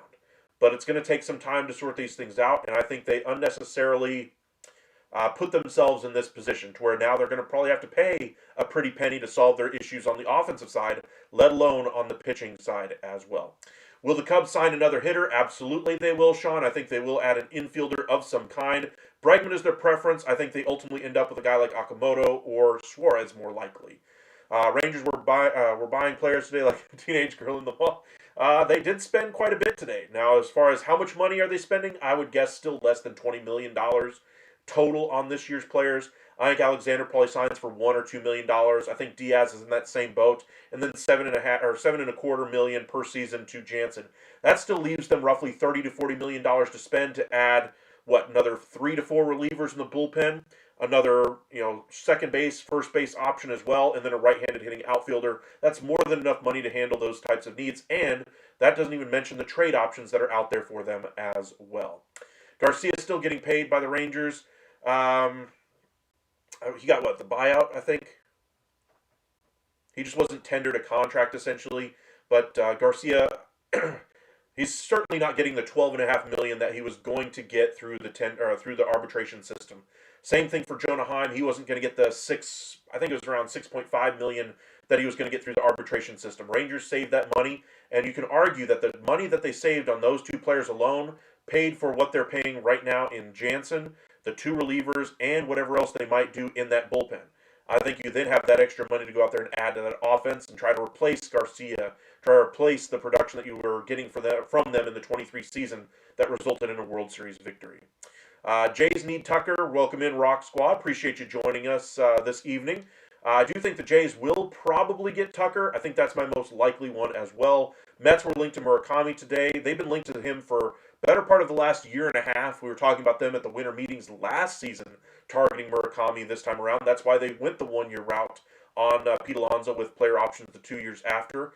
I think that's the guy they're hopefully going to get to replace the power in that lineup. They all started today visiting teams. As for those Japanese players they heard, I think we're going to see that market really get going up until Christmas. I think you'll see a plethora of moves over the weekend, and I'm hoping we finally see some trades come to fruition. I think we will get at least the Brandon Lau trade to Pittsburgh and probably a couple other smaller deals.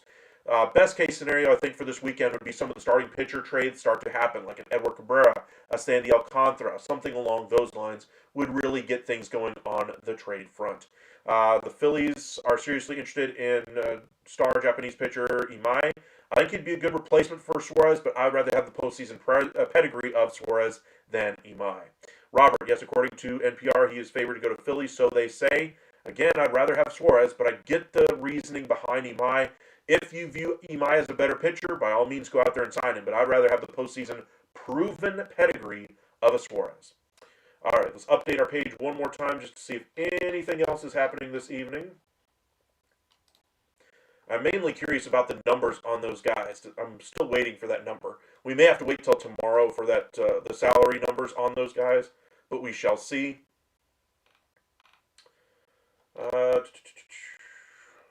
Talk about the local connections for those players. Again, I'm still waiting for that salary, but I think we're going to have to wait till tomorrow. If the Pirates don't get better offensively, does Brad Keller get moved? Mitch Keller? I think Mitch Keller probably would get moved. This offseason, his value is around 9, I think, now in baseball trade values. He's got, 2-3 years left on his contract. He's not necessarily what he was this time last year as far as value. Cabrera, I think, has exceeded him now as far as value. I think they were very similarly viewed going into last winter meetings, which, again, is why I would have made the move with Keller at that point to try to address things offensively. But instead, you waste another controllable year of a young arm, and now you're going to have diminished return. So could this trade ultimately happen? I think it will. But where? I think anybody who needs starting pitching should be making a call here. Cubs would be a nice option, but that's in the division. More likely is going to be a team like the Padres taking advantage of it. They need some starting pitching. If they can find a taker for Cronenworth, that could be a nice fit there. If they don't like the trade that they might get for Brendan Lau, maybe they pivot to Cronenworth and say, hey, we'll give you Keller, and then maybe you get another piece or two back from the Padres or some money eaten off of that Cronenworth contract. Lots of different options there. Let's see here. I think you could see a Nootbaar and Cabrera to Mets trade as well. I think Cabrera would be a nice option for them. I think he'd be a nice option for literally every team in the league as a number 3. If you're asking him to be a number 2 every day, number 2, I think that's a little bit of a push for what he is. I think on his best day he's a number 2, but I think he's more correctly positioned in a rotation as a number 3 starter, especially in a postseason rotation. If you're telling me he's number 4 in somebody's rotation, that rotation has a chance to win a World Series. I think that's that good of a team if he's your number 4 starter, which is what he would be with the Texas Rangers if he went there, one team that's been interested in him in years past. Do I do fantasy baseball, Michael? Occasionally. Just kind of depends on the year. This past year I did not. The year before I did. Just kind of depends if I have time for it or not. There's so many different irons in the fire for me these days that fantasy baseball doesn't exactly make the front of my to-do list.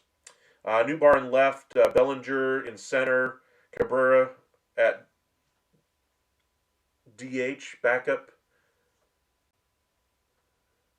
catcher, and Murakami, another route the Mets can go on offense. I like Bellinger as far as a center field first base option. Completely agree there. I'm not as big of a fan of Nootbaar going to the Mets. I think there are other ways that you can replace that via free agency without costing yourselves the prospect capital that would be needed to bring in Nootbaar. Still like the player, but I would rather go the free agency route than losing prospects. You have some prospects that you could probably jettison, maybe even a player off your roster to kind of free up some roster flexibility, a Jeff McNeil, Luis Angel Acuna, players along those lines that are now blocked at second base or first. Murakami, I think, would be an absolute must-have if you're losing Pete Alonso. Say if you bring in Tucker and Murakami, I think that'd be a great offensive, pivot here. But again, the biggest need for the Mets has to be that starting rotation, a true number 1, and then a number 2 in that rotation as well. And then I'd still think you're going to have to hold on to Peterson. If you ultimately trade him, like has been rumored, we shall see. Jose Siri to the Rangers. I wouldn't be a fan, but I think that would be the type of player that I think the Rangers would like to have at this point. Kind of a glove-first defender out there in center field. They loved Leody Taveras for years, but the price tag ultimately didn't justify it. He ultimately goes to the Mariners last year. Doesn't have a great time there. But for me, I think the Rangers, if they're going to go big, which I think there's a chance that they could go spend a little bit of money now since they've gotten a few positions locked down. I think if they're going to add somebody, a right-handed hitter to that outfield, I think it will be a center field, a guy who can play center from time to time. I do like Hellman in their mix. I like Haggerty in their mix. I could see them moving on from Osuna to kind of free up some roster flexibility. Same thing in that first base DH mix, if they can find a taker to at least offload even $5 million that Jock Peterson salary. But again, I just don't see a trade like that happening. You're probably going to have to release him, like the Phillies are probably going to have to release Castellanos. Series to the Yankees, you've seen rumors. With Grisham there, I don't really see it since Grisham took that qualifying offer. But Siri to another team that needs a glove first player, I think it'd be a nice get as well. I can see why I should go after a better center fielder. Evan Carter is okay, but not enough to win a World Series. I think Evan Carter is more than fine, but I don't think he's necessarily going to be an everyday player for you next year. I think they're going to try for it in the beginning of the season, but of course health concerns are what they are. I think your everyday outfielders are going to be Nimmo, Langford, and then a platoon, however you decide to mix up this outfield. If you move Langford as your everyday center fielder, Nimmo as your left fielder, and then Carter's in right, and then you platoon him with some combination therein of Hellman, Haggerty, Smith could play out there, Duran. I don't think they necessarily have to add a right-handed hitting outfielder, but I think one to go along with Evan Carter if his struggles continue against left-handed pitching. Welcome in, Mike Batista. Appreciate you joining us at this late hour. If you guys are new here, be sure to hit that like and subscribe. We'll be live every single evening around 9 o'clock. We're going to try to do 1 or 2 streams during the week anyway, late in the day, to kind of help engage our international audience as well. But we'll try to do some streams on the weekend as well. If you guys have ideas that you guys or things you want us to talk about on those streams, those are going to be a little bit more informal since they are on the weekend. They might not just deal with only baseball. But be sure to hit that like and subscribe. Tell us where you're from, who your favorite team is, and welcome to the Upside community. Cubs need to keep Cassie. Absolutely agree. There's nothing they should be doing more than trying to retain all of their young talent. Again, that's why I didn't really understand the trade for Kyle Tucker. I didn't think they were one big move away from being a World Series contending team. Tucker, for the first couple of months of the season, looked like one of the best hitters the game has ever seen. Then injuries happen, and then the human side comes out, and then you saw where they ended up.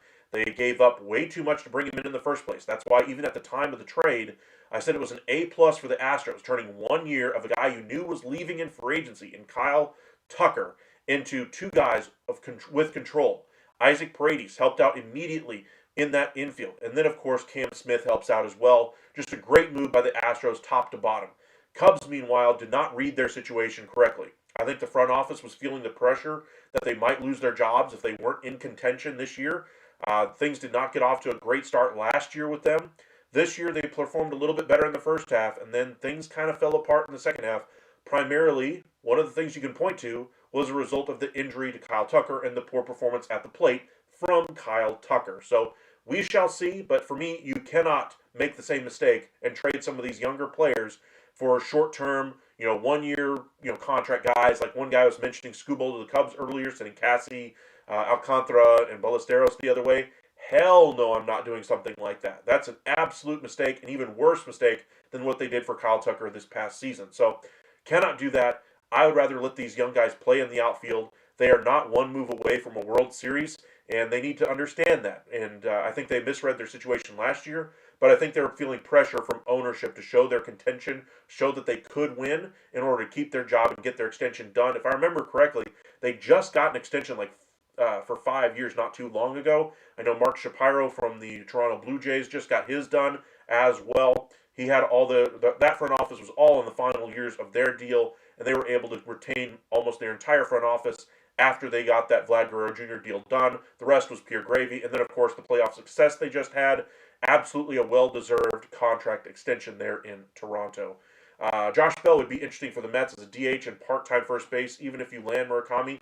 I wouldn't count on him as an everyday player, but as a bench utility guy, a minor league invite to spring training. If he makes the big league roster out of camp, say he gets like $2 million, I would like that signing for them. But that's not going to make or break this roster. They need big swings first before they worry about this tiny ancillary moves around the periphery. They need starting pitching. They need more starting pitching. They need a bullpen guy. They need a first baseman. They need a third base, outfield, some type of a mix there. Maybe another outfielder. They have prospects to burn that are now blocked by the Marcus Semien addition. What are they going to do with Vientos if they do add a third baseman? Do they kick the tires on an Alex Bregman? Lots of big ticket items before we get down to the level of a Josh Bell, but I agree Josh Bell still has some value. Showed some resurgence at the plate at times last year, and so I don't think his career is over. I think he was a year away last year if he didn't show something at the plate, but he did show a little bit last year, and I think he'd be a decent option as a part-time player for the Mets. But again, Murakami to me got to be the priority there at first base to replace the power of a Pete Alonso, or at third base wherever you decide to play him. Rhys Hoskins and another is another in that mold as well. I would prefer Josh Bell. Hoskins, I think, would be a little bit pricier and would demand a major league contract. Josh Bell, meanwhile, I think you could get on a minor league deal with an invite to spring training with some guaranteed money on it if he breaks camp with them as well. Beatty is at third, not Vientos. As far as like Vientos goes, it's just tough figuring out how they're going to horseshoe him in the lineup at this point. Beatty also is in that mix. Acuna's in that mix. Eventually, Jet Williams will be in that mix. And then there are young guys that we were talking about in the outfield as well with the Mets. But again, I would just rather go the free agent route to kind of fill a lot of these holes, and then use your depth, use those young guys as depth on that roster. We talked about early in the video how you don't want to block those young guys at the major league level. If you're the Chicago Cubs, they're not in a contending situation. The New York Mets are, and if you want to get those guys playing time, let them play at AAA or trade them for players that can help you win right now. But for the Mets, the priority has to be winning, and that has to begin anyway with adding some starting pitching. All right, appreciate you guys joining us this evening. We're going to check one last time on X to see if anything else is happening. Couple of small transactions for the Royals. Again, I love this move here. They add Kevin Newman, gives them some infield depth, kind of like what they had last year when they brought in the former second baseman, Biggio anyway, from the Blue Jays. They bring in Kevin Newman from the Angels, and then Jose Cuas, minor league deal, good bullpen arm for them if he breaks camp as well. But that looks like it. Let's head over to MLB Trade Rumors just to see if they've got updates on the numbers at all. We'll probably get numbers tomorrow on some of these contracts. Nothing on Alexander. Diaz. Do they have that yet on Diaz? He suggested that the contract will be on the cheaper side. So that's the only update that we have as far as the contract.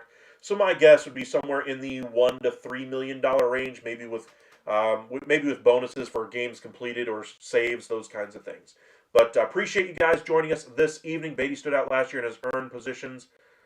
It's been stated already. I still think they could do an upgrade there. I don't necessarily think if I put it this way, Beatty isn't in the top 15 at the position for me.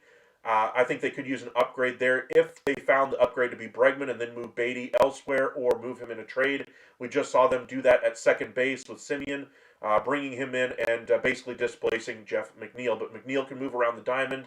I imagine they might be able to do that with Beatty if they found an upgrade. How likely is that? I'd put it at slim. Again, my priority would be adding starting pitching, going after Murakami, and then seeing if I can get Bellinger or Tucker. Those would be the moves I would be doing. And then, of course, bullpen, probably a Luke Weaver type. That would be my path forward if I'm the New York Mets. All right. Appreciate you guys joining us this evening. Hit that like, subscribe. We'll be back live tomorrow evening. We'll probably start a little earlier tomorrow. I get off work around 5:30, 6 o'clock, so we'll probably be live after dinner. So probably around 7:30. We'll probably go a little bit longer tomorrow, and we're not just going to discuss baseball tomorrow as well. We're going to talk a little bit of the NFL playoffs, the lead up to it. We'll talk a little bit NHL trades, since we had a couple big ones today. We'll talk a little bit of probably a little bit more than a little bit of the NBA trade deadline. Fascinated by what could happen there with Giannis, Anthony Davis, Klay Thompson, and several other players, LaMelo Ball. Very curious about the deadline, but tomorrow we'll talk quite a bit of baseball on top of all those other subjects. But thank you guys for joining us tonight. We'll see you guys again tomorrow around 7:30 in the evening. And let us know if you guys want us to discuss something. Please feel free to send it in our chat and or on our videos. Commented on one of our other videos. I do try to check those out from time to time. But thank you guys for your support, for the super chats, for you guys interacting with us. Got 50 of you guys with us for the majority of the video today. Fantastic turnout on a Friday evening. I know there's so many other options that you guys could be doing. not much in the sports world. This whole week has been really light on games in all of the major sports out there. But hopefully next week we'll get back to a little bit more of a normal schedule with the NBA Cup coming to conclusion, those kinds of things. But we'll see you guys again tomorrow night. Thank you guys for all your support, and we'll see you then. Take care, everybody.